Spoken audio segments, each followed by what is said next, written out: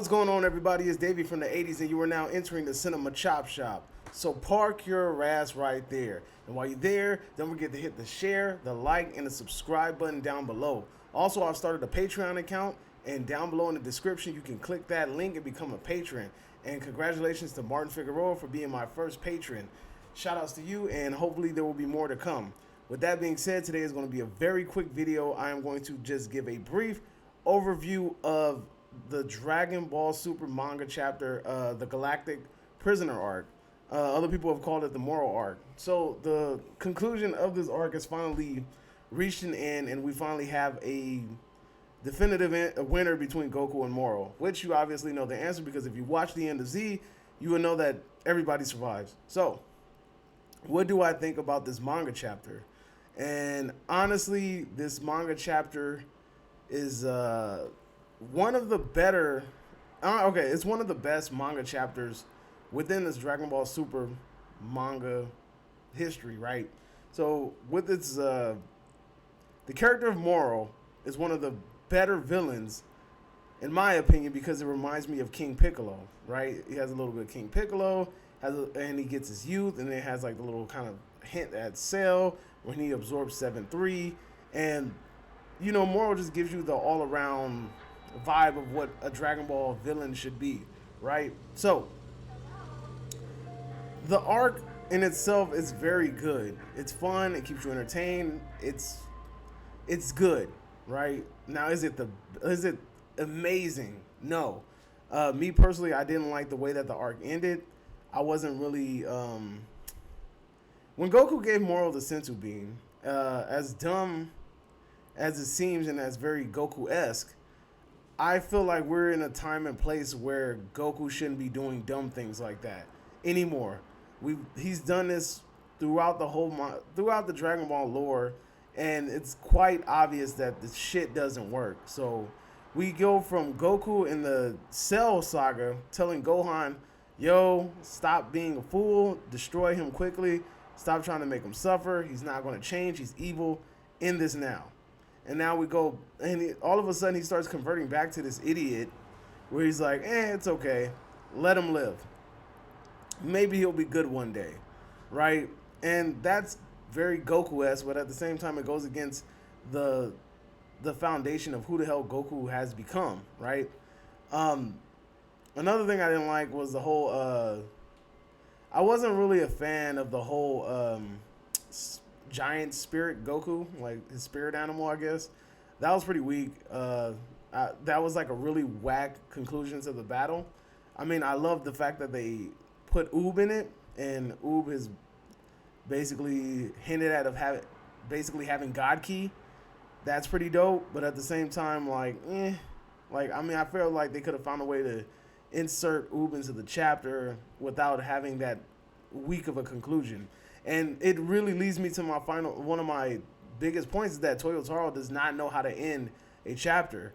And a lot of people are going to say, well, you know, Toriyama's involved. He's the editor. So he gives it to Tori. Tori's like either okays it or nays it. But at the same time, you have to understand that Toriyama's like on his last, he's at the end, bro. Like, I honestly think like he just doesn't really care. Like, he's ready to hand the keys over to the next person. I know it's his love child and it's his baby and he loves being involved, but at the same time, he's getting ready to kind of like take a step back. That's why we have the Dragon Room, and that's why he hired Toyotaro in the first place. So with that being said, the Moral arc is awesome because it has character development from Vegeta. Vegeta has amazing character development. He regrets things. He's trying to basically atone for his sins. He's also and then he also learns new techniques, right? And that was another thing I liked about this arc, is that it's not just about brute strength like we saw with Broly, like we saw with Jiren, like we saw with many other villains before. Moro was a very sneaky, cunning, like intelligent villain that had everything plotted 10 steps ahead before they could even manage to lay a blow on him, right? So that was really cool, and the whole concept of Moro having magic, that was cool to have a different type of villain. Although he used his magic in order to kind of like match up strength wise with Goku and Vegeta, he still used his magic in other forms in order to gain the upper hand, right? So that was cool. More like I said, Moro is very King Piccolo meets Cell. I know a lot of people didn't like when Moro fused with 7-3. Me personally, I wasn't bothered by it. It didn't really make or break the manga chapter. It kind of reminded me of when Cell blew itself up in space and then ended up coming back stronger after absorbing some of Goku's abilities or whatever the case may be. All in all, this is one of the better, it's one of the best Dragon Ball Super manga chapters. It's nowhere near perfect. It was this close to being, it was this close to just being like definitively perfect in every aspect. But that Sensu Bean and that freaking Spirit Goku turning colossal, that was pretty dumb. Now, if what would have happened was that on planet Yardred, if the guy that taught Goku how to do the instant transmission said that, yes, I also told him how to grow big, or whatever it was called, like maximize itself or grow big, whatever it was. If he said he taught Goku how to do that, then I would be more inclined to be like, okay, that makes more sense than my boy just getting a big ass like spirit version of himself, like, you know. So I don't know, like the Spirit Goku was kind of weak, and popping more on the forehead and killing him was kind of weak. I'm mad that they teased us with Beerus getting involved and then didn't do it, but I kind of figured that would happen. I know that they're not going to have Beerus get involved in any fights, and I feel like that's going to be a reoccurring trope within the Dragon Ball lore, depending on how long Super plans on going.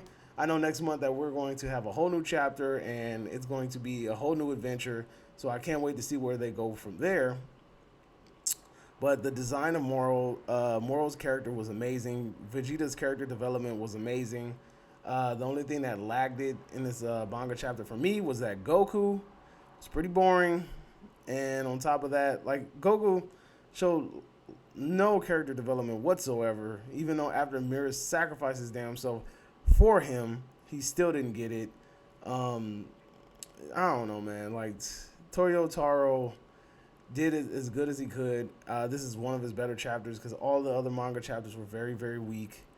The only chapter to me in Super so far that's had really good potential has been the Goku Black arc.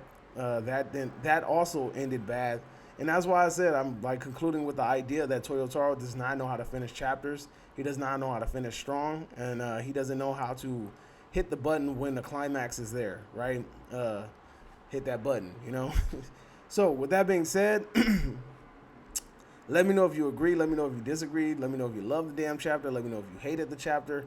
And while you're there, don't forget to hit the subscribe button on the way down. And I'll see you next time.